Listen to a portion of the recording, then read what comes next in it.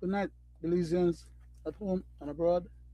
This is the Belizeans Affair Show number 465. 465. My name is Leonard Brackett. I'll be your host and chairman for tonight, and we'll be dealing with some legal case law matters, constitutional issues, and others. Uh,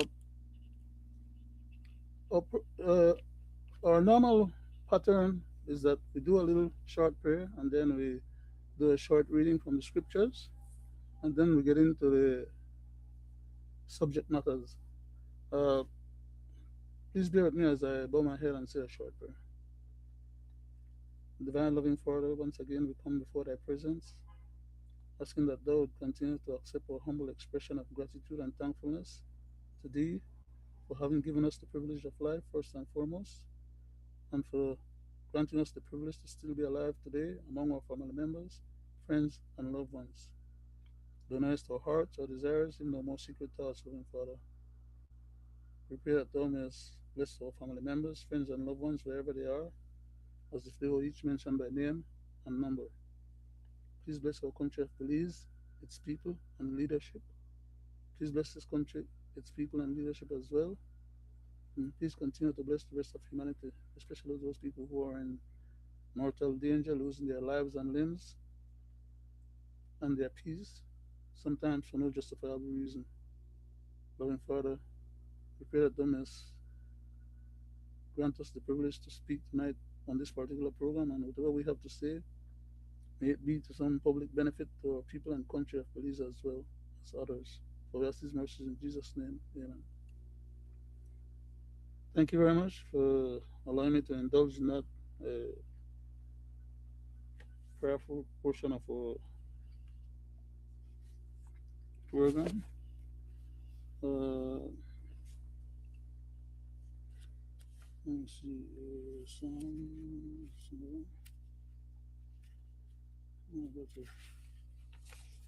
Just a minute. I'm just going to read from the book of Proverbs, and I'll read, let me see, verses,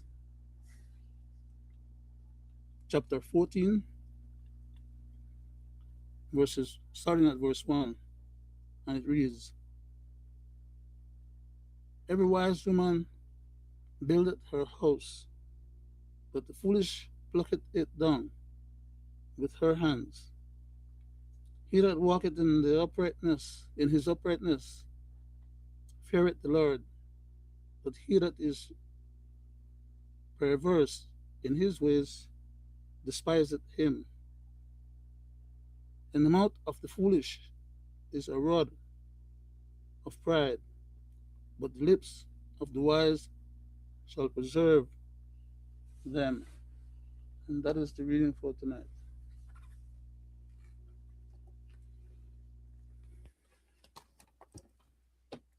Uh, we're running a couple of minutes late. I don't see any of my other colleagues, panelists in the background so far, so I'll just move on with tonight's program in the interest of timeliness. Uh, the first matter I would like to deal with is an essay, a short essay, by the way, not too long, that I penned or wrote a day or so ago. It goes on to say, the following comments and citations, of course, when I speak of citations, I'm talking about the citations that I usually make from the Constitution of Belize in the context of whatever is it I'm presenting at that given time. So for those who do not know and are not familiar with our programs, the way we do them, that's a heads up. When I refer to citations, I'm referring to citations from the Constitution of Belize, section such and such, or part such and such, or maybe subject matter relating to any particular subject, or maybe sections and subsections and paragraphs and subparagraphs and things like those. Okay, so again, tonight's effort is intended to be one of those uh, teachable moments. That is to say, I'm going to make a few stipulations. I'm going to go ahead and cite certain portions of the Constitution that relates to those particular subject matter.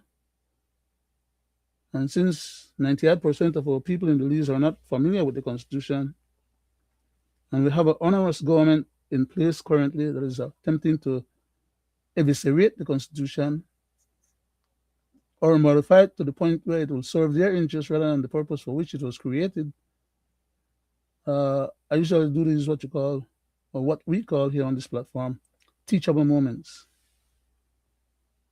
I'll proceed.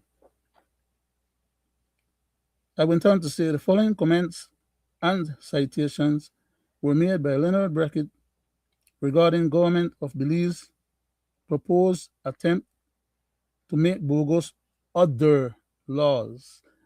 Um, the emphasis of other laws is specifically because in the Constitution it refers to other laws. And I like to make fun, I like to have fun to emphasize and differentiate what is it I'm speaking about or speaking to when I refer to what the Constitution classifies as other laws. Before I go any further, okay, let me just read to the end of that particular section, and then I'll get into why I say other laws.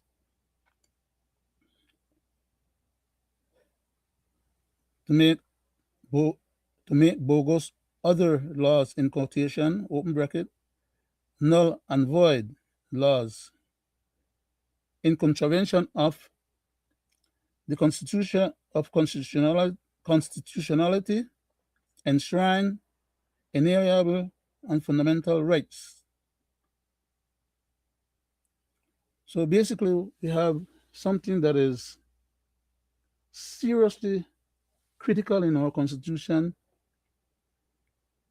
that the government is precluded or barred or forbidden to tamper with. That is that, for example, the fundamental rights which are enshrined in our constitution and mandated by our preamble to be so enshrined, as well as what you call the separation of powers doctrines.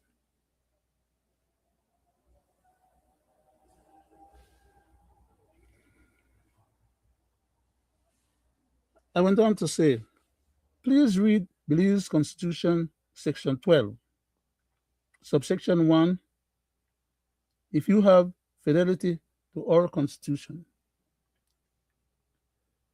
And I'm making that reference to just about any Belizeans, including myself, to please read the Constitution of Belize, Section 12, subsection 1, if, if you or I have fidelity to our Constitution. That is to make sure that you, by reading that particular section, we will be in a position to hold our own when we have bamboozlers, whether they be government officials, from Prime Minister all the way down, to a common person on the street, the average civilian, to whom these constitutional laws, practice, and precepts and principles apply. Because the Constitution was not made for the government to lord over the people and use the powers authorized by them under the powers of state to trample on the constitutional rights of the people, because they are the government or so-called elected caretakers of our government. Because we are the government. It is our government. It is our affairs. It is our rights. And we should know what the government is doing in our name. So we shouldn't be having the Prime Minister going abroad without even informing the public that he's departing, and or worst of all, coming back without informing the public about what is it that he went and did abroad. For example, in regards to his personal holiday or time off, that's his business. Whatever he wants to do with that, we have no, it's none of our concern. Not to say at least out of basic decency, you know, he can tell us that it's his birthday, he's going to go celebrate his birthday, and we could probably go ahead and celebrate along with him or be, happy for him. But he goes on these ventures, he speaks to people abroad, and because we, the people in the country, are not supposed to know to whom he spoke and what he spoke about and what agreements he entered into, subordinating all government powers to those agreements, only to have those people with whom he made agreement with hold those agreements over our head to give them long-term contracts or long-term benefits to the tune of 15, 20, 30 years tax-free concessions when the country needs the taxes to be able to pay for our day-to-day governance. And he goes on give away 10, 15, 20, 30 years of concession to these people so that they don't pay any tax. But then he comes to us and squeezes us, every nickel and dime out of us, for them to not only pay for what we need, but in addition, squeeze so much of it out of us that they can afford to squander away and rip off our treasury under bogus practices because we dare to elect them to manage our affairs. And they have no shame that even when they are caught with their hands in the cookie jar, they want to turn around and go and make additional laws to exculpate themselves. That's how onerous they are. And make additional laws or other laws to have the average civilian be put in a situation where they become scofflaw by violating these so-called other laws. That because they make them, they have the impression that those other laws should trump our constitution and the constitutional rights of the people. Let me get back to a little portion of the stuff. I was about to read section 12 of the Constitution, just for context before I move on, okay? Because I did cite it, I made a reference to it, and it's necessary for me to read what it says, since we have 98% of our people not being too familiar with the Constitution and or not having a copy of themselves of their own to which they can actually refer. So I'm going to go ahead and read it as part of our program, as we do normally on Fridays, where we do the constitutional hour. And section 12 of the Constitution of Belize, subsection 1, reads as follows: except with his or her own consent, a person, meaning anybody in Belize, shall not be hindered in the enjoyment of his freedom of expressions, including freedom to hold opinions without interference by the government, freedom to receive ideas and information without interference from the government, freedom to communicate ideas and information without interference from the government, whether that communication be to the public generally or to any person or class of persons, and freedom from interference with his correspondence.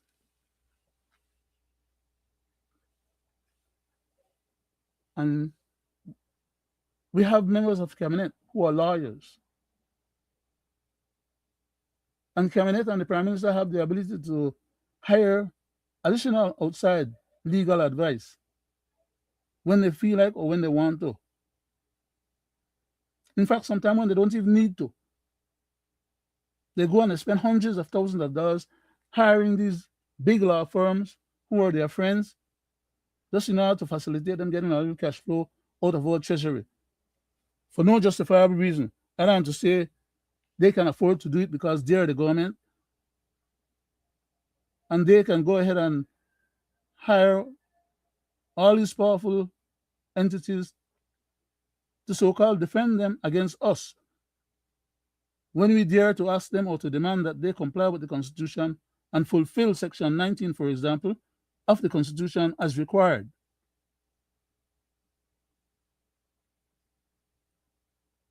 That's how onerous and the type of people that we're dealing with,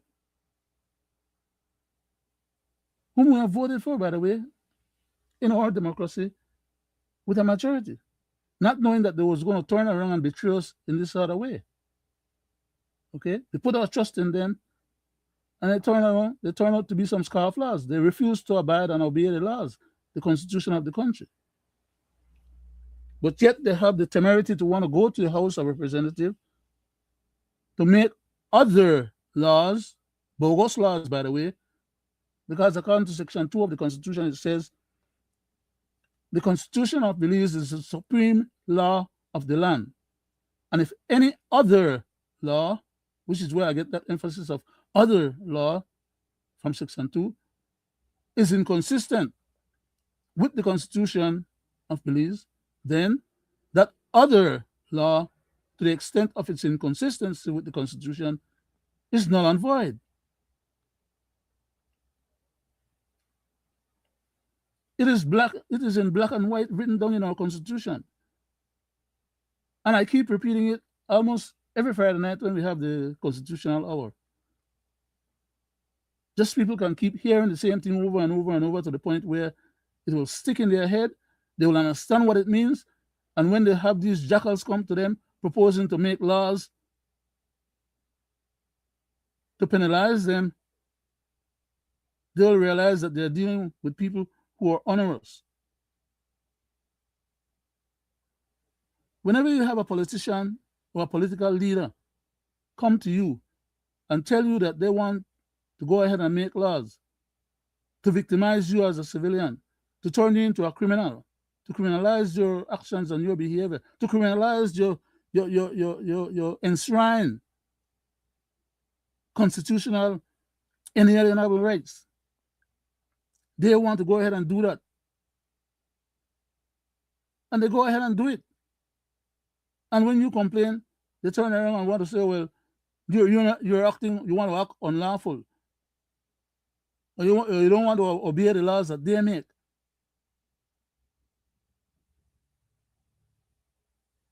And they turn around and send the police officers and the BDF and all the military and everybody else cooked up together in truckloads to your vicinity or your neighborhood and oppress and suppress your neighborhood or you or people in your neighborhood because they have the powers of state in their hands. The Constitution precludes them from behaving in that kind of way as well. But they don't care. The Constitution is not going to get off the pages of the book and go grab them and send them to jail. And you, the civilians, aren't going to go grab them and send them to jail. They're not going to send themselves to jail, but they're not going to prosecute themselves. They're committing wanton crimes, as we're talking today right now, against the population and against the society. And all they do is sit in cabinet, conspire against the best interests of the country. And when the people complain, they turn around and they want to exculpate themselves and criminalize you for demanding that they comply with the law. You're not supposed to speak to their transgressions. So they want to go and create laws to penalize you from being able to get on Facebook and from being able to stipulate whatever your thoughts and ideas are. As I read just now from the Constitution, Section 12, it is the public right to speak to each other, whether as a couple or as a group, and to hold and have propagate their ideas to whomever they choose. The government have no right or authority vested in it to contravene those constitutional enshrined rights.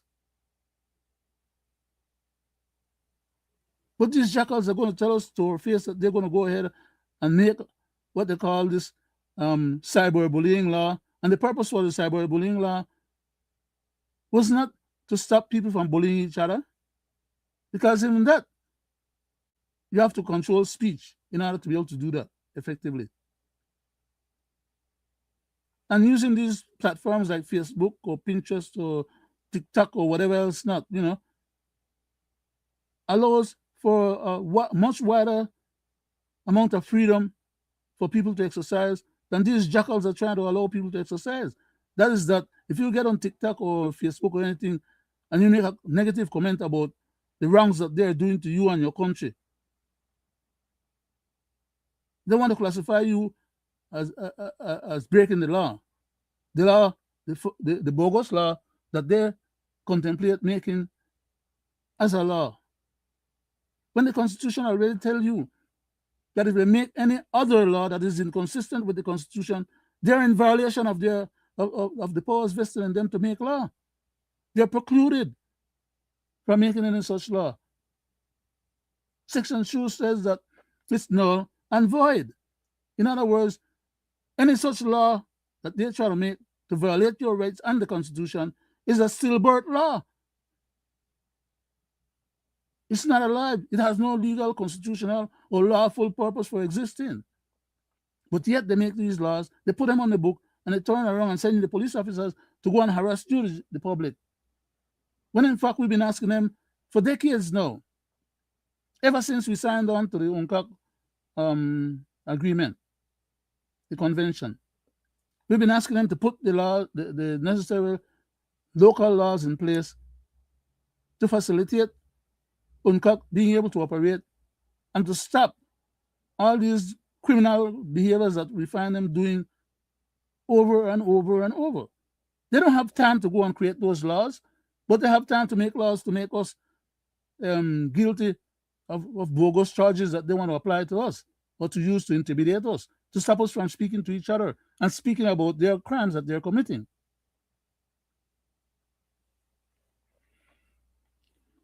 I went on to read just now Section 12 of the Constitution of Belize, and I'll just try and read a little bit more of the article from which I made reference to Section 12. I'll go back to the article.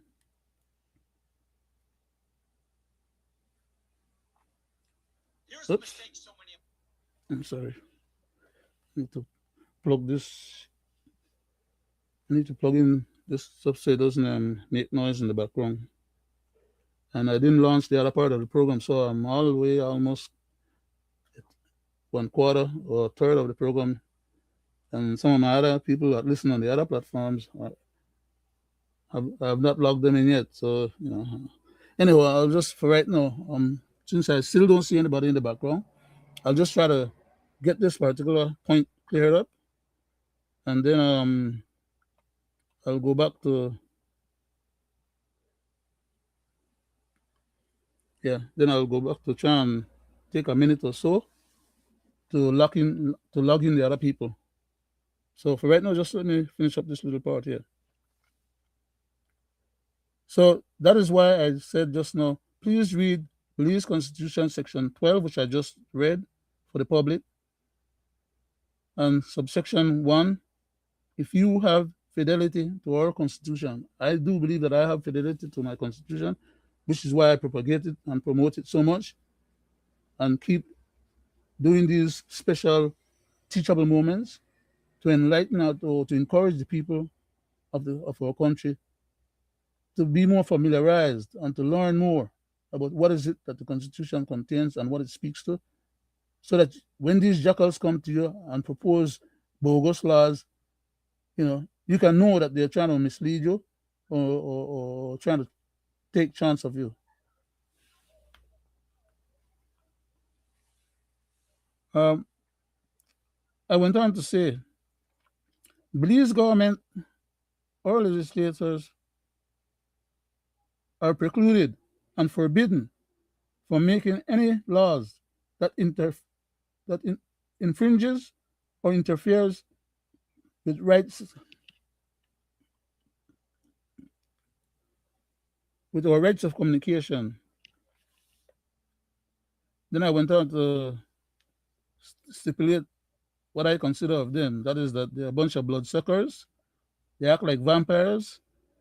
They're a bunch of kleptocrats, scofflaws, and basically traitors because they come to us inviting us to elect them under false pretext and turn around and betray us and betray that trust that we put in them.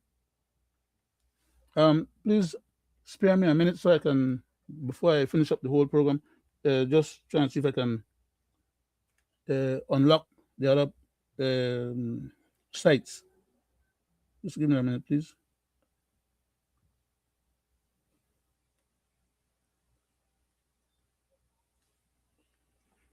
I'll take about 60 seconds to quickly unlock the stuff, and then I'll go back to the program proper.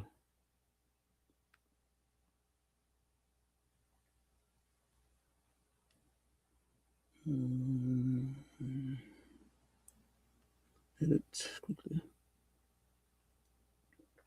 Okay. Another 40 seconds and I'll be right there.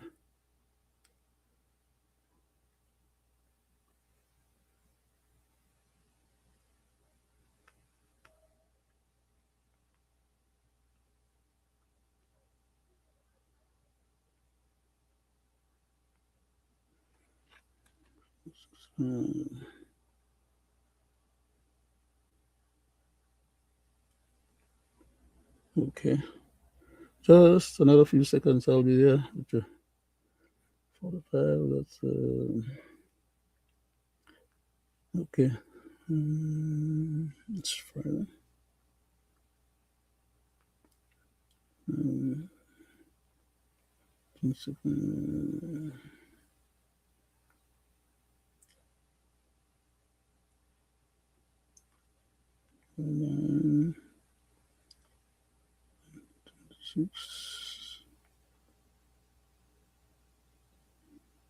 Okay, I'm finished. That's it. Let me see. Save. Lock that in. Okay. Okay, so thank you very much for bearing patience with me just now, so I could afford the other listeners their opportunity to hear the program as well.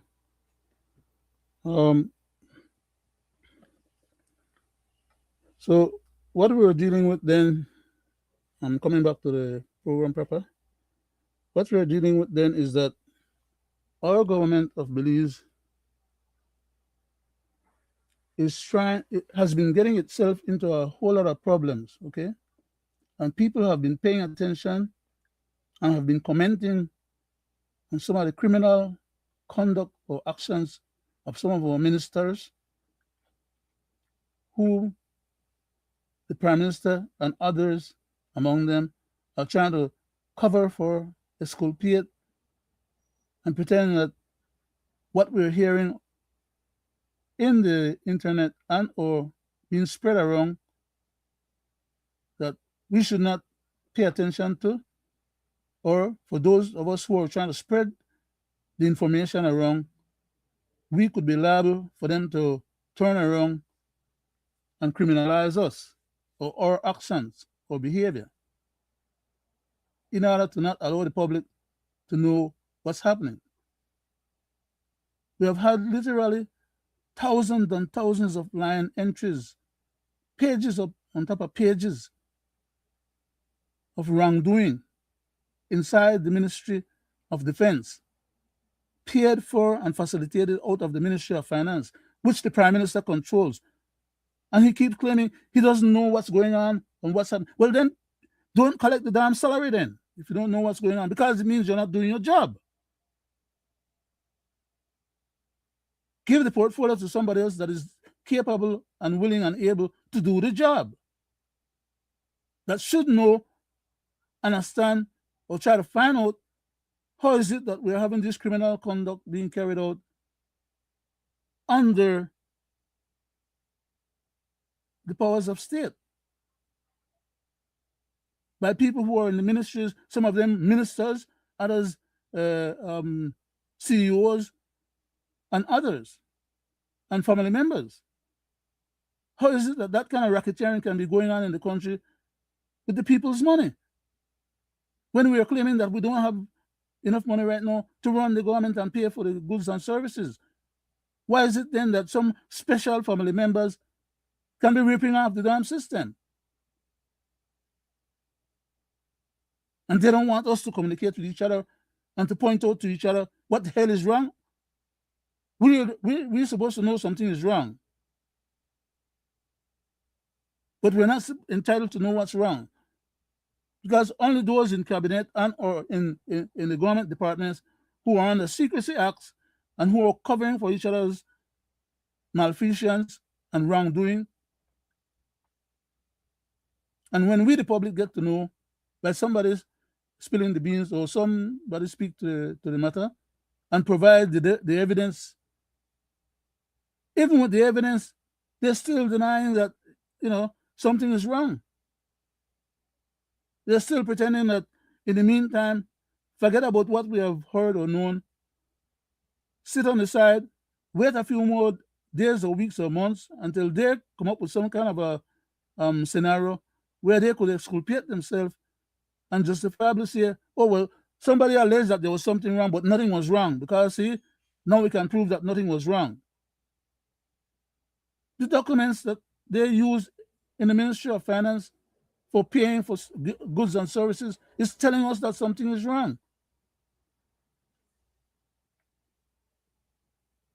You have construction companies providing services such as food, such as meat, such as vegetables, and the people whose business it is to provide those services are being cut out from an opportunity to gain a living or make a living.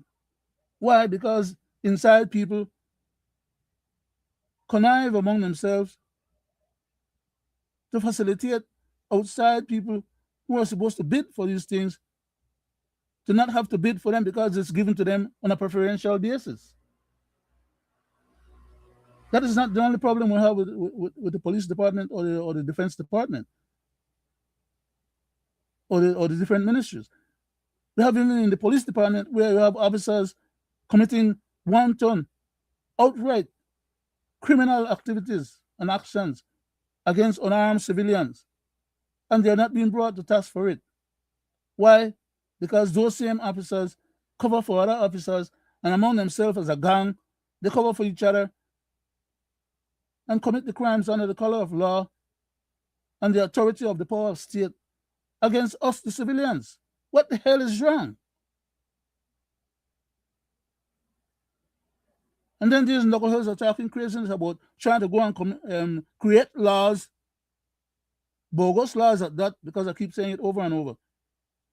They are not empowered to create laws that are contrary to the Constitution. Whatever laws they create, for those laws to be constitutional, legal, and lawful, it's not just because they say so. The law must comply with the constitutional prescription requirements. But they give the idea to some people that because they are authorized to make laws, that they can make just about any illegal laws, and therefore it should be lawful and legal. That's not how the system is set up.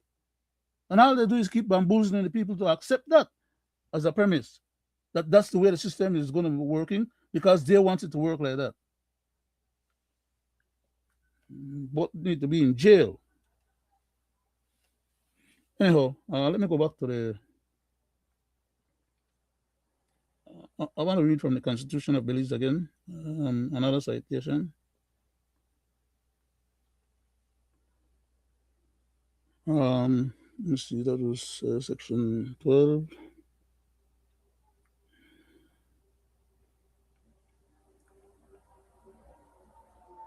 Okay, please bear with me.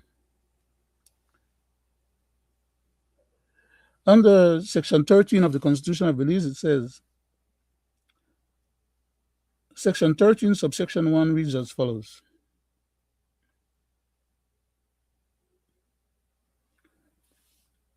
except with his or her own consent, a person shall not be hindered in the enjoyment of his freedom of assembly and association, that is to say, his rights or her rights to assemble freely and associate with other persons, and particular to form or belong to a trade union or other associations for the protection of his interests, or to form or belong to political parties or other political associations, except with his or her own consent.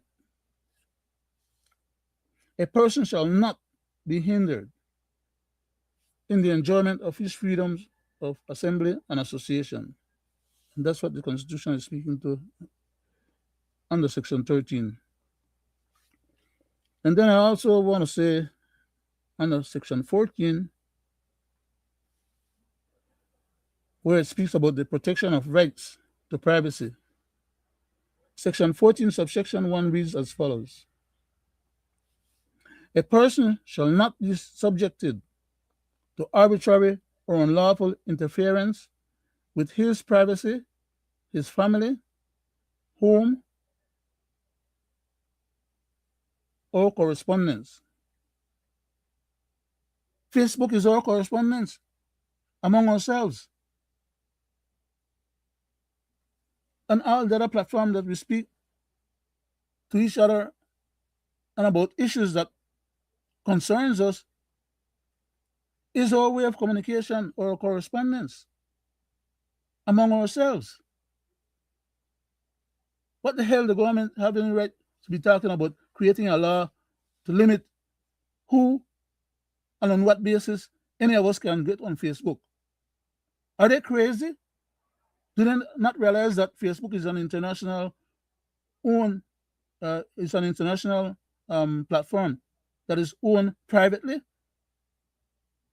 that the government of Belize has no ability to be able to shut down or deprive or stop from people being able to make use of? Even if they wanted to become a dictatorial society or a dictator country,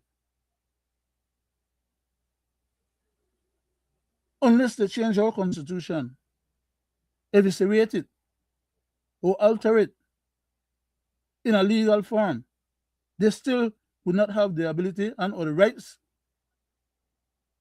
to take away rights from the people that belongs to the people, and they don't have the authority to have those rights vested in them unless they have a plebiscite and the people decide to see those rights. Our system of governance does not allow for them to do what they're trying to do and telling us they want to do. But apparently they want to go ahead and do it anyhow. Spend some time finishing up the rules for UNCAC, put it in place so we can try some of you guys and send on a boat to jail. That's what you need to spend the time on. The business of the people. And how to stop you bunch of scoundrels from misappropriating and misusing the assets of the country. That's what we've been asking for decades now. We signed up to it. We agree with the convention. And the only thing that is left now is for the legislators then to finish write the local laws that will permit UNCAC to be put in place. They keep telling us, oh no, they don't need UNCAC. They don't need to create the laws to facilitate it because we have laws already on our book and they are creating additional laws that they don't use to get the job done. Because under the Barrow administration, we had hanky-panky going on. Under this present administration, we have 10 times as much hanky-panky going on. And under any other future government, we could have maybe 100 times worse going on. And if the law is not put into place for us to get some outside help, these jackals are going to keep riding roughshod over the people and country. because the local laws that we have in place, they're unwilling to allow to be used to stop them from committing the crimes that they're committing.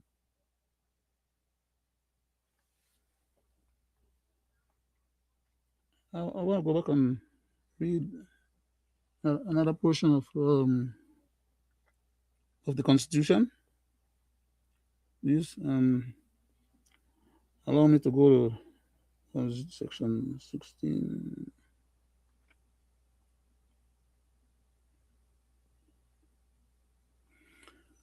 Um, where's section 15? I'll go ahead and read section 15, subsection 1 of the Constitution of Belize,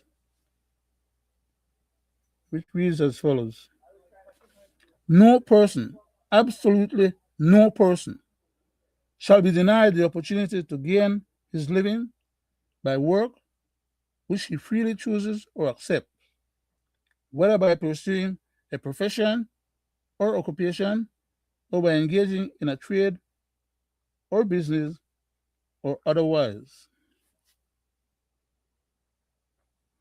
I will not get into the details of subsection 2, subsection 3, and others.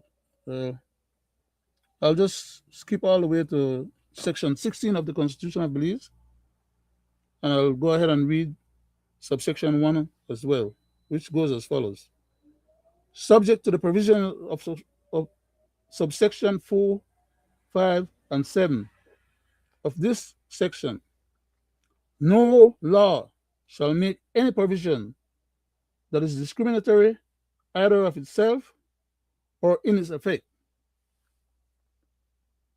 Now, these citations that I'm making, that I'm reading from the Constitution, are there in black and white. And our government officials, caretakers of our governance, are very, or should be very familiar with these matters.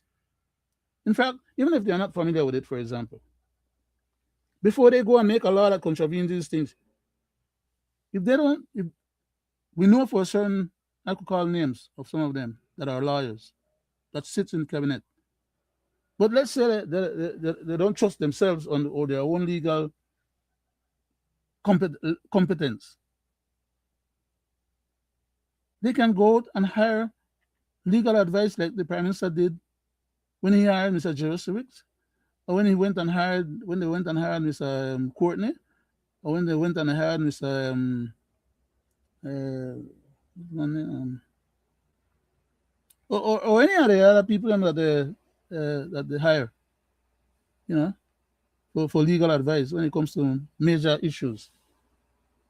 Okay, because it appears that even the Attorney General himself is not confident enough, doesn't have the self-confidence as a lawyer and as the Attorney General to be able to speak to some matters. So therefore, he takes private consultation from his private law firms then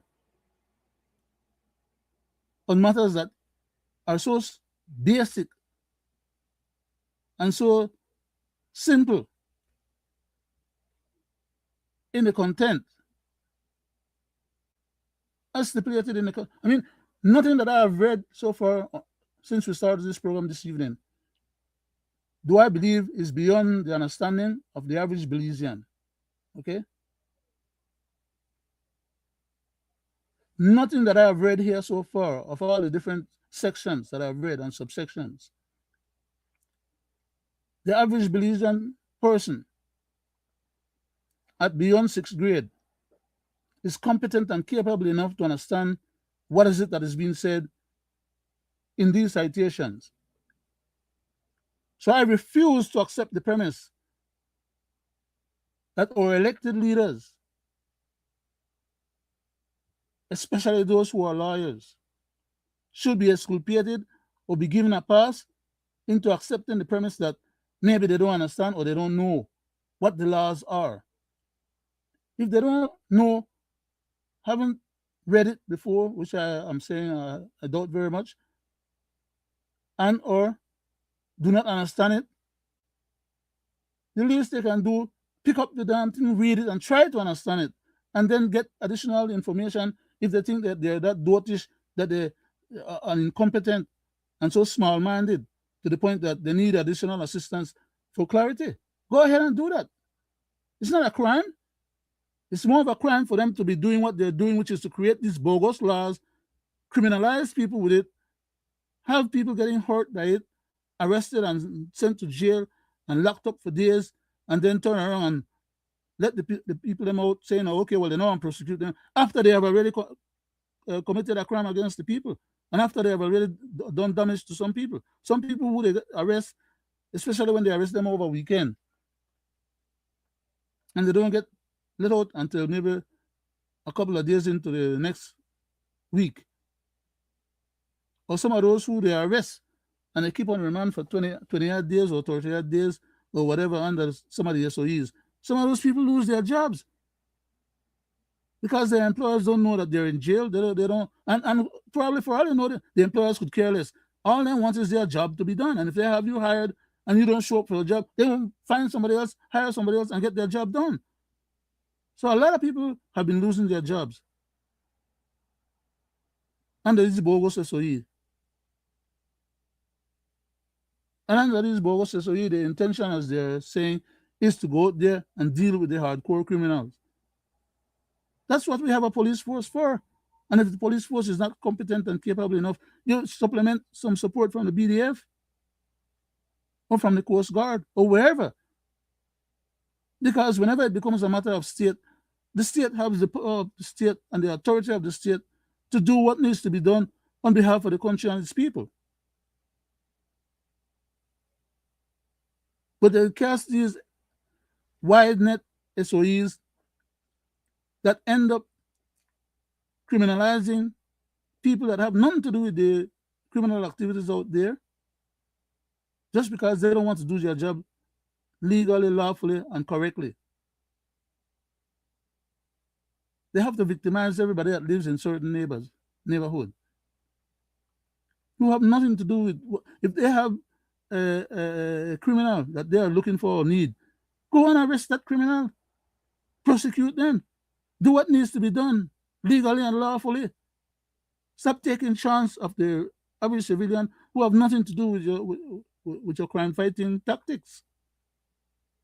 They should not become victim by the criminals and then become victim again by the authorities.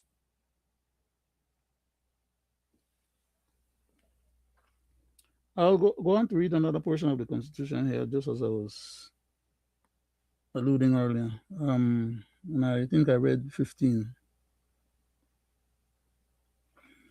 I started reading 16, if I'm not mistaken. Let me turn it sideways. Yeah, I started reading 16 just now. And it says specifically under section 16, subsection 1, subject to the provisions of subsection 4, 5, and 7 of this section of the Constitution. Absolutely no law shall make any provisions that is discriminatory either of itself or in its effect. But yet you have these jackals going to the House and making these onerous laws, and are now proposing to go ahead and make another onerous law, such as the cyberbullying law that they created and we told them for many months from the time they were proposing it. It was an illegal, unlawful overreach and a bastardization of the Constitution and the constitutional rights of the people.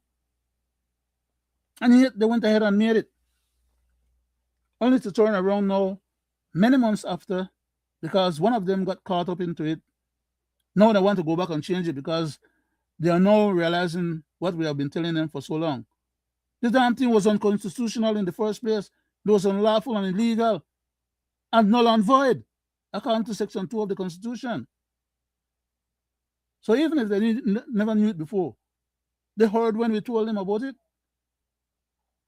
In fact, they went ahead and make another law after that to try and silence us, to say that if we talk too hard to them or complain about what they're doing, they can sue us for libel or for defamation or for whatever, and just all the way down the line. You cannot libel anyone with the truth. I don't know that they realize that, but apparently they found that that's the case. So they have not tried to use or apply any of those laws to come after us. No, they're trying to use the cyberbullying law that they made and tweak it a little bit to include now everybody that's on social media. They will treat them as if they're a broadcasting company. Okay? Because they want to gain control over our activities. They want to deem us as being lawbreakers because we don't want to comply with their shenanigans. That is, to stop criticizing them for craziness that they're doing and for stop publishing the documents that show the level of their connivingness and the criminality of their conduct. So they're trying here, there, and everywhere to gain control of the process.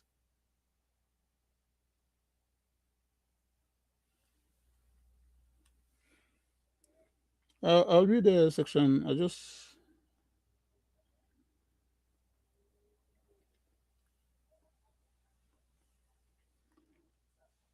So section 16 is telling them that they shall make no law or any provision or any law that they make should not make any provisions that is discriminatory either in itself as a law or in its effect in terms of trying to criminalize us or anybody else that's on Facebook communicating back and forth to each other. They are violating the Constitution. They are trying to create other laws through the House of Representatives to trump the Constitution. And other law, which is basically for all intents and purposes a substantive law created by Congress, does not trump the Constitution because the other laws must comply with the constitutional prescription requirements. It's not the opposite or the other way around. It's not for the Constitution to comply with their other bogus laws. It's their bogus law need to measure up to becoming constitutionally validated in order to have any lawfulness and legality unto itself. So long as they go out of the premise on the borders or the boundaries of the Constitution, they're becoming anti-constitutional. They're in violation of the Constitution. So when they come, which is why they keep on trying to make these bogus laws over and over, and every time that they fail, they go back and try to make another attempt at, bringing the same craziness back into existence. And every time they go and make a change, all they do is make the previous malignant law a little bit more onerous or a little bit worse. Because then they try to add all kind of exculpatory language in the legal framework that they put together and just make the matter worse. Why? Because it's the same objective they're after. They still want to commit the same crimes.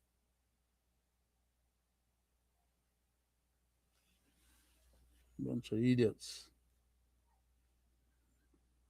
Just taking advantage of the populace. Anyhow, I'll go to section, I think it's 60. I just passed. Just in section 17.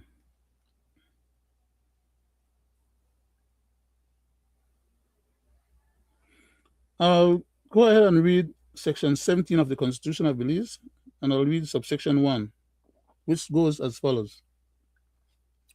No property of any description, and when it speaks of property, it is not necessarily speaking of property in the sense that how we in Belize use this term or relate to this term. When we talk about property, we're talking about a piece of land, a yard, a house lot, or some physical terrain. Okay? But when the Constitution used this term property in the context here under Section 17, it is referring to anything that belongs to somebody is that person's property. That is the differentiation with what the Constitution is talking about, and how normally, because yes, there have been cases where lands have been taken from people illegally, unlawfully, and maliciously by the government under false pretext. And I'll give you one of the biggest examples recently. For example, when the government said, under the same present Belizean government, said that they wanted to take away Mr. Feinstein's island from him, which to us there in Belize is a property, right? Like I said, a piece of land, as well as demand development that he was building on that piece of land, on that island. They want to take away his property, and the Constitution is telling you that you cannot do that. The government is not entitled to doing that, but it provides some exceptions, right? So now they're going to go ahead and try to squeeze their malignancy through the eye of the needle of the allowances, right? That is, the government is allowed to take a piece of land, for example, or property, as we call it back in Belize, from just about anybody, if the government deem that that piece of land is strategically, critically important for the public welfare or public purpose, or a public purpose. So then they're allowed to go ahead and acquire that piece of land under what is then termed eminent domain. That is, the public interest trumps the individual interest, which should not be again, right? Because the Constitution is already telling you under this particular section here that the government should not do that. They are precluded from being to legally and justifiably do that. But in the case of an emergency or a critical need, the government can then ask the people who own that property to cede that property to the government for proper compensation or adequate compensation. And the person might go ahead and do it, volunteer to yield back or cede back their property for the purpose, and the government should pay them. But in the case of the Feinstein issue, as I alluded to earlier or just now, the government went ahead and declared that they wanted to acquire Mr. Feinstein property under eminent domain, which is, like I said, a technical special case or scenario that allows for a violation of Section 17. That is to say, under these particular conditions of eminent domain, the government may acquire other people's private property. When it don't tell you already under Section 17, the government should not make any such acquisition of people's private property. Right? Let me read it. Let me turn it sideways. Section 17 of the Constitution of Belize under subsection 1 reads as follows. It says, no property of any description shall be compulsory taken or taken possession of, and no interest in or right over property of any description shall be compulsorily acquired, except by or under a law. And that law must be for that specific purpose to acquire it. And in that law, it must be stipulated as to what is the ultimate purpose for the acquisition. In other words, if the government is going to transgress the Constitution or allowed to transgress the Constitution in any of these particular instances, it must meet certain standards or certain criteria. But here you have the government going ahead declaring that they're going to acquire this man property, take what this man property for now, and they don't put it in the government name or in the public domain, or we, the Belizean people, never end up owning one share or $1 out of the value of that property. The government just take it away from the man and give it to another private entity that was their friend, for whom they were actually doing this dirty deed for. Just a minute. I see I have our co-engineer and other panelist, Mr. Gregory Brackett, on with us tonight. I would like to yield to you, Greg, so you can do self-identification, sir, before I go further. Thank you, Mr. Chairman. You're welcome, sir. Good night to you, the people at home and abroad. Thanking you to tune in to this 465th edition of Belizean Affairs. I go back to you, Mr. Chairman. Thank you very much, Mr. Brackett.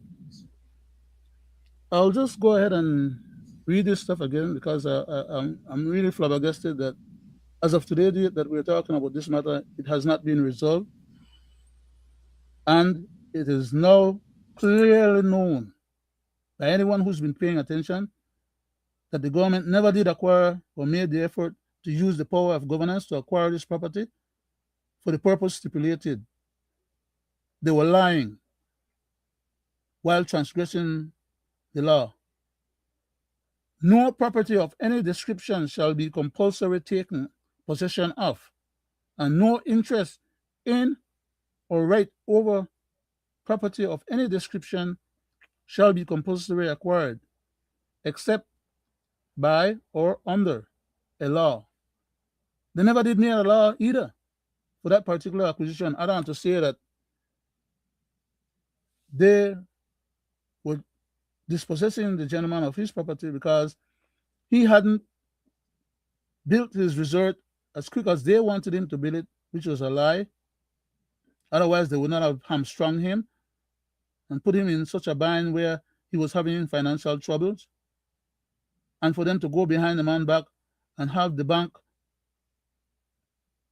try to foreclose on the man, and for them to go behind the man back and put a caretaker person to hold over the man's property, and that caretaker person then go ahead and take out loan against the man's property for more than what the man owe the bank initially.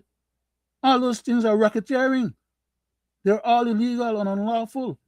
That's what the Constitution is speaking to, specifically in this section 17 here.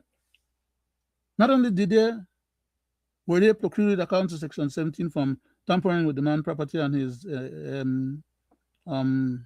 business, but that they should not even acquire an interest in any of those private ventures.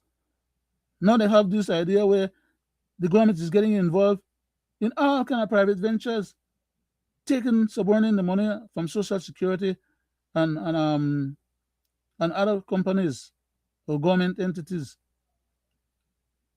To the tune, the last one they tried to pull off was this $72 million that they were trying to get Social Security to pony up on behalf of the government to facilitate positive cash flow for BEL.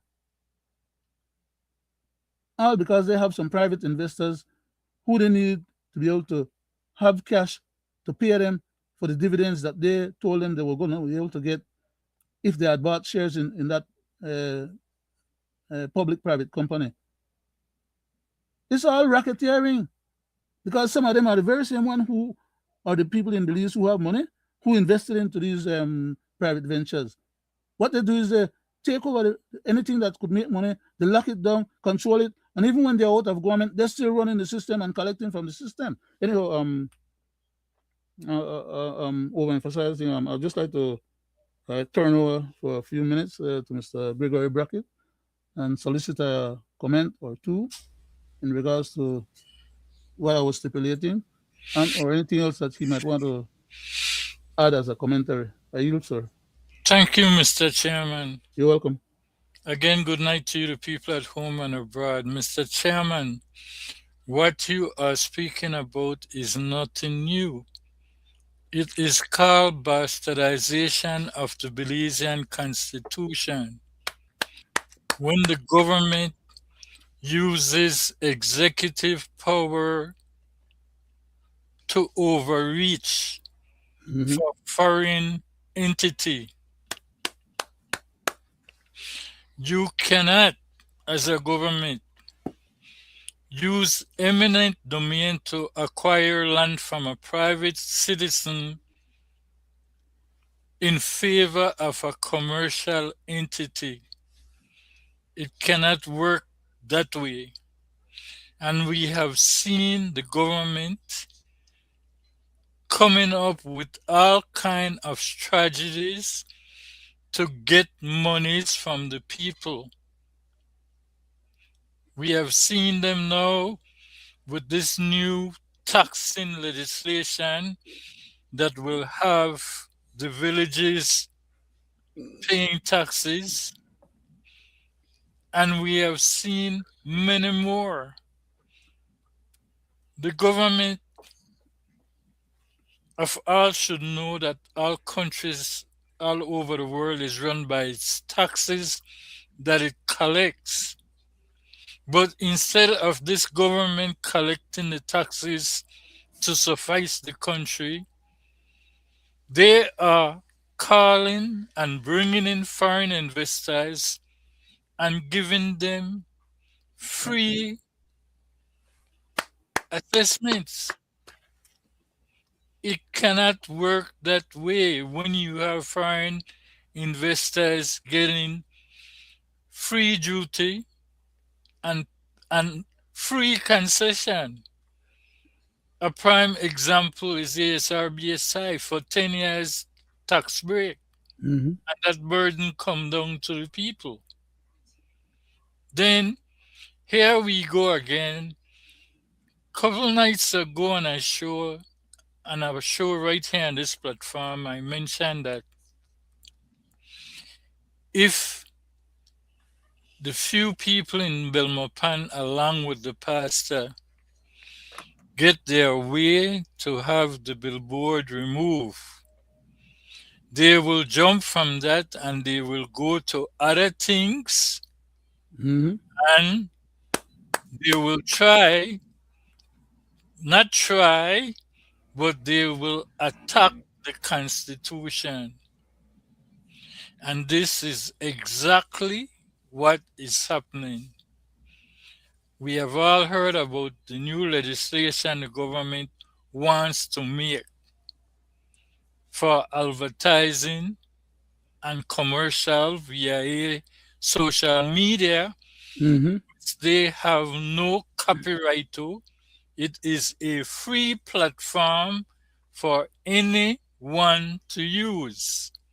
And I believe it is ludicrous when a government wants to overreach and say you must have a license to broadcast on a free platform, or if you use it to make money, you must have a license. That is overreaching. And I want to go to a tape for clarity, Mr. Chairman. Go right ahead, sir. That piece of legislation is what I believe to be the most archaic and asinine piece of legislation I have seen any government ever try to implement.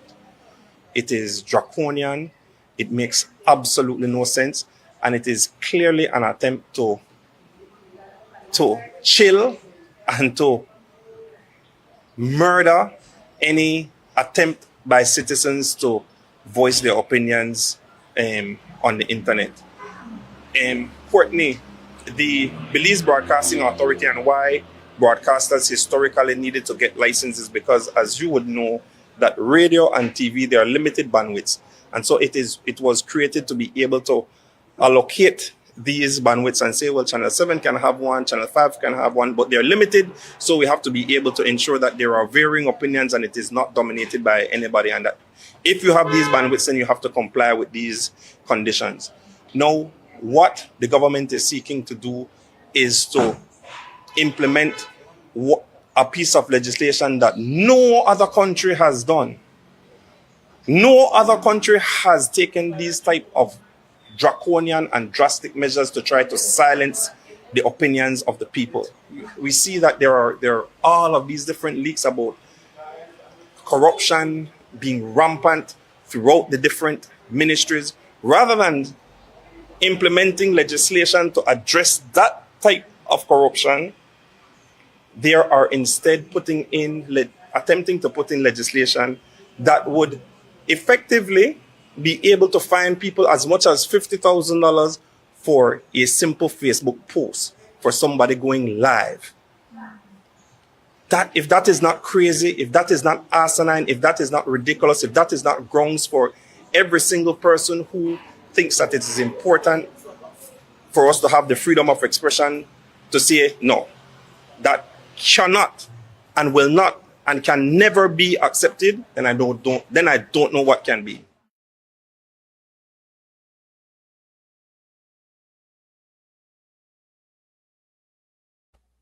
So there you go, people and Mr. Chairman. You heard what the learned gentleman had to say. I go back to you, sir. Thank you very much, Mr. Brackett. Oops, I made it too big now. Just a second. I was trying to get to something, and then I kind of my hand. Okay.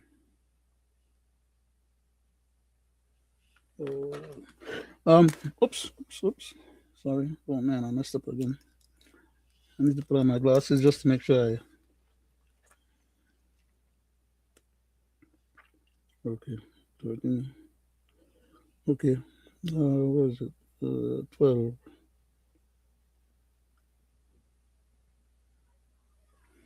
What the good gentleman, the lawyer, Mr. O.J. Ellington was speaking to just now on that tape is exactly what I was reading about earlier under section 12. And just for emphasis and to contextualize what he was saying, in his words, I would like to just let the Constitution repeat what he was saying precisely as the law is, and not what these jackals are trying to bamboozle the people into accepting. I previously read section 12, subsection 1, which reads as follows. Except with his or her own consent, a person shall not be hindered in the enjoyment of his freedom of expression, including freedom to hold opinion without interference from the government. From the government, I added, and I'll keep adding it at the end of each of these statements here. Freedom to receive ideas and information without interference from the government. Freedom to communicate ideas and information without interference from the government, whether the communication be to the public generally or to any person or class of persons, and freedom from interference with his correspondence. As I stipulated earlier, Facebook is our ability to communicate with each other. It provides for us to have correspondence in terms of how you can make your comments, how you can add your text to it, and it affords you the ability to be able to speak to each other across the platform, directly and or indirectly. And that's what these jackals are after, which is why I agree 100% with lawyer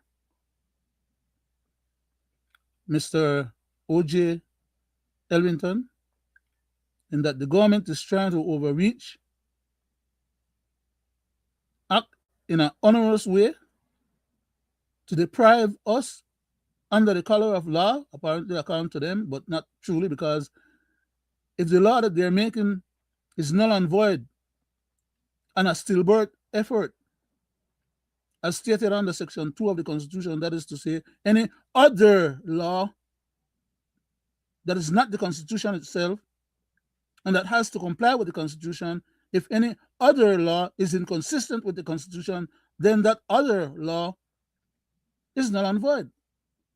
What part of that they don't want to accept? Why? They don't have any fidelity to the Constitution of Belize, which is why they trash it all the time. Well, I'll yield back for another couple of comments, Mr. Brackett. Thank you, Mr. Chairman. You're welcome, sir. But it goes beyond that. They are coming up with some unethical moves. This is how they are acting.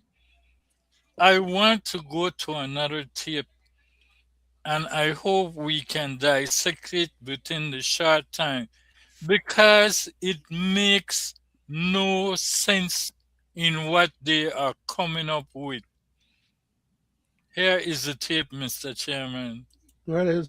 We know that the sale and consumption of liquor is a contributing factor to a lot of the societal problems we're having, whether it is road traffic accidents, domestic violence, poverty,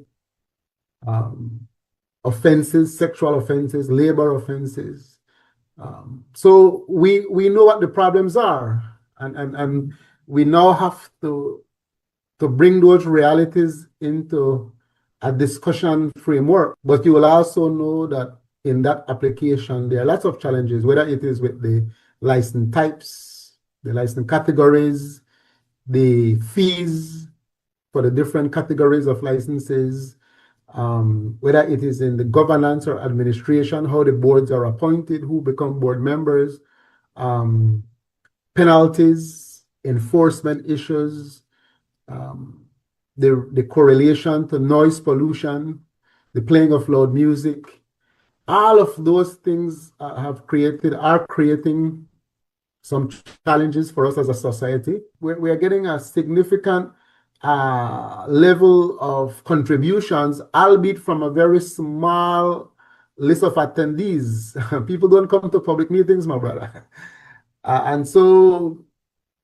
But they are speaking on some critical issues, and I think what they are speaking on represents a lot of the societal views. Please come out, give your inputs, seek your clarification. Even in the current framework, if you're not clear about certain things, ask questions. And I want to say very clearly that we don't want complaints.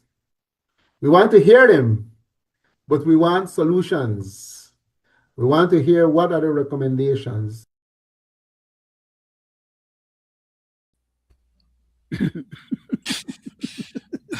Mr. Chairman, I'm smiling as you are. That's why they try to shut us down, because they don't want to complain. Go ahead. I believe it is ludicrous for anyone to get up there and blame alcohol as to the cause of all crimes that are happening in the country. When you take alcohol and you speak about poverty, you are in denial.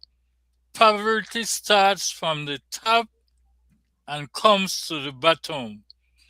And who is living above poverty? Or elected official?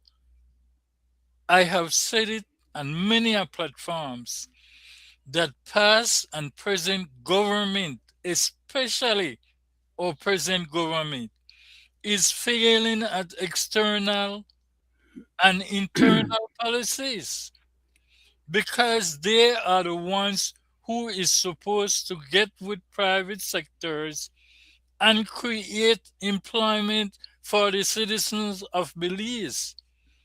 If you ask them, what are the long-term employment that they have created since they get into power? None. They will tell you, we are giving free education, we are buying uniform, we are feeding them, but they cannot tell you what they're doing to win these people of hands-out coming from the government that they use politically every time an election is coming around to win. When will the government hold itself responsible and start to do the right thing? He speaks about loud noise coming from these nightclubs. What about the cycles coming up and down the street? When will they curb the noise from these motorcycles that is causing accident? People can't hear the vehicle coming because of the loud noise. I believe the gentleman is speaking out of context because what he is speaking about, if you want to succumb or surpass that, you must start with the top and it should be government. I go to you, Mr. Brackett. Thank you very much, Mr. Brackett. Um, I will agree with you by saying that the gentleman is not only just speaking out of term, he's trying to be political without blaming politics. And I will explain why. But I'll use the Constitution again. Being constitutional, like I have a fund for allowing the Constitution to speak to the issues that we try to address when we address them. Right. I'm going to go to the preamble of the Constitution of Belize, paragraph B, which reads as follows: We, the people of Belize, respect the principles of social justice and therefore believe that the operation of the economic system must result in the material resources of the community or of the country, that is our patrimony, being so distributed as to subserve the common good, that there should be adequate means of livelihood for all, that labor should not be exploited or forced by economic necessity to operate in inhumane conditions, but that there should be opportunity for advancement on the basis of recognition of merit, ability, integrity, that equal protection should be given to children regardless of their social status, and that a just system should be ensured to provide for education and health on the basis of equality. When this gentleman is going to talk, of course, um, we are all at different stations in life, so maybe he ought not to be blamed, or I shouldn't point my finger at him. I should just make a general comment instead. Crime in Belize, a lot of it is happening because of maladministration, misinformation, malignant behavior on the part of our people who we entrust with our governance system, because they don't allow for other people to make a living. And as you said earlier, they don't go and have discussions with these corporations that they are in alignment with, and encourage these corporations to create jobs for the local people so they can earn their own living. Instead, they do as they have done with the BSI, for example, which you brought up again earlier, and I'm going to use now in context of what I'm saying, that they allow BSI, for example, to run roughshod over the whole cane industry, and basically, for all intents and purposes, ripping off those people. They're not giving them the correct amount of money they're supposed to get, and they don't want them to be able to figure out how to legally and justifiably take them to court with evidence to be able to justify them being able to get any more than what DSI and ESR is trying to give them. Those people who plant the cane, cut the cane field, plant the cane, clean the cane, reap the cane, transport the cane to the factory, for the factory to mill, and then sell it abroad and give them a certain portion of the money They're not getting their fair share of the money because they are not allowed to look at the books or see how the expenses for running the factory are amounting to whatever number, which has to be deducted from the overall money that they get before they turn around and share what's left among themselves. It's a rip-off. And if the government was doing its job properly, when they negotiated with BSR, ASR, and BSI, they would have made sure that the poor farmers, them, and the Farmers Corporation, they had a leg to stand on. Right now, they have none because of the last legal transactions that took place in court, where the government tried to create a bastardized SOE to bastardize the Constitution and to hope that they would have been able to win the day in court based on that bastardization. The system doesn't work like that, and we'll keep telling them over and over. Well, not that we have to tell them, by the way, because, like I said earlier, they have lawyers among them, and they have big-time lawyers that they go and hire when they need to. But they have this attitude that they are the government, and therefore, whatever they do, to hell with anybody else. Everything will just fall in place. And when they go and lose the cases, then who have to turn around and pay? We, the very same people. So we get abused in so many different ways, all because of maladministration. Then take and use the money, spend it among themselves, give each other's contract, bloated contract at that, and sometimes the quality of the good that we get is inferior and more expensive. All because they don't want to put the stuff out for tender where it is publicly viewed and reviewed. They go and give these private contracts. Whatever comes to the BF and or the other store places or the other government services that we need, we accept and we just pay. And like the Prime Minister said, who gonna pay? The public. So they do all these criminal things or act like mobsters, you know, doing a whole lot of racketeering activities. And even when the information comes out in public, they're still in denial. They still want us to wait, you know, and they don't want to act on what is available right now. They want to create another situation where they have an opportunity to go back and clean up some of the mess and present that clean up mess to us as the true evidence. When in fact, we should be looking at all the different government departments because they are all functioning under the same payment system. And if we look at any more of them, we will find out that we have the same kind of problem with them too. Are you back, sir? If you care to, if you have something else that you'd like to add to that, before I maybe change up a little bit. But we're almost at the We're, end. So, we're at so that time. I'll, I'll give you I I'll just give you a want couple of minutes so you could make your closing remarks I on whatever just point. want to say that it is crazy and ludicrous the way the government is abusing the people's money. If it's not the IDV, it's social. If it's not social, it's the pensioners who can't get their money as we speak. Some of them are dying and will never get their money. That's by It's design. crazy, you know?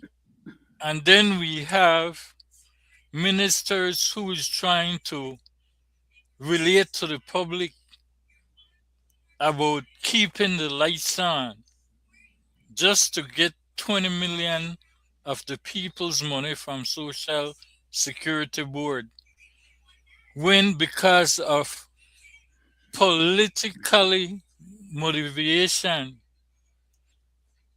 SSB has lost millions of dollars Hmm. in sunshine holding to other lenders out there. The amount of money that have been invested and lost by Social Security Board, that money could have built an hospital for the people called the People's Hospital. where people could receive adequate treatment for free Mm-hmm. based on their money that they put in there.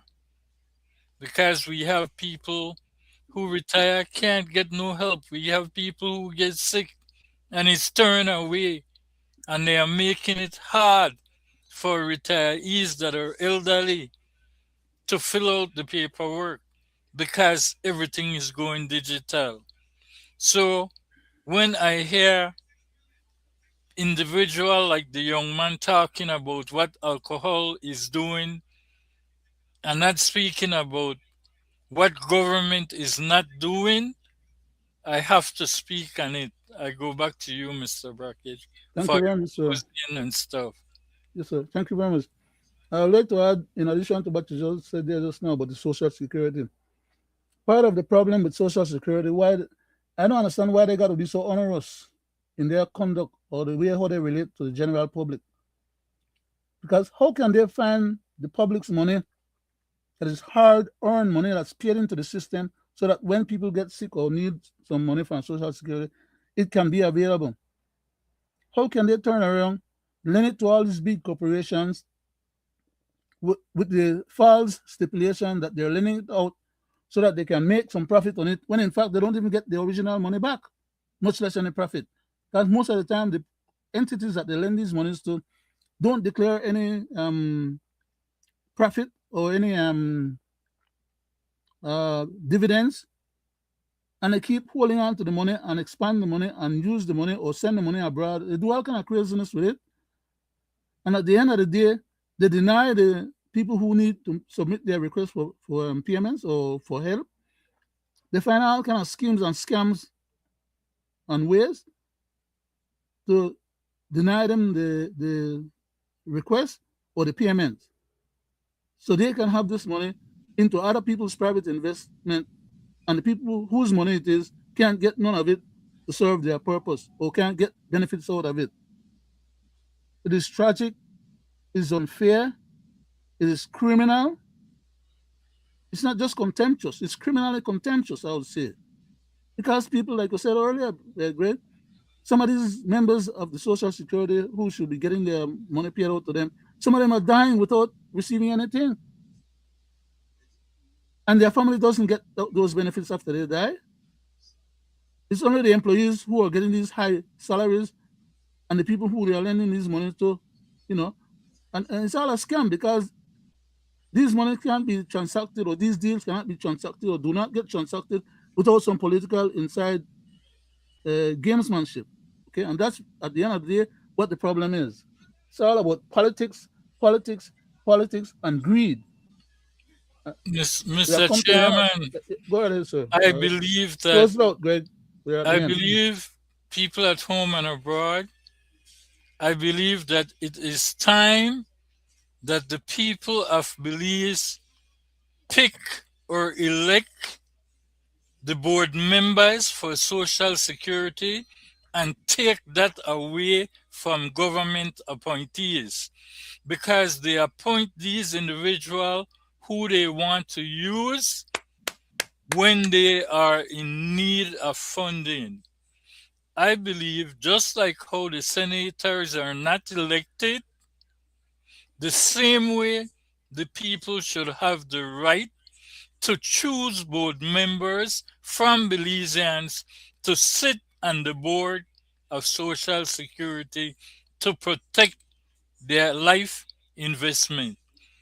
I want to say thank you to the people who tune into our show Uh, every night Greg, during the week. just before I finish, on the last thought that you projected just now, I think that's a very good solution to part of what ails us in regards to Social Security's board appointments. Those board members should be appointed along probably the same way how the Senate is currently being appointed. Okay, and That is correct. That may help.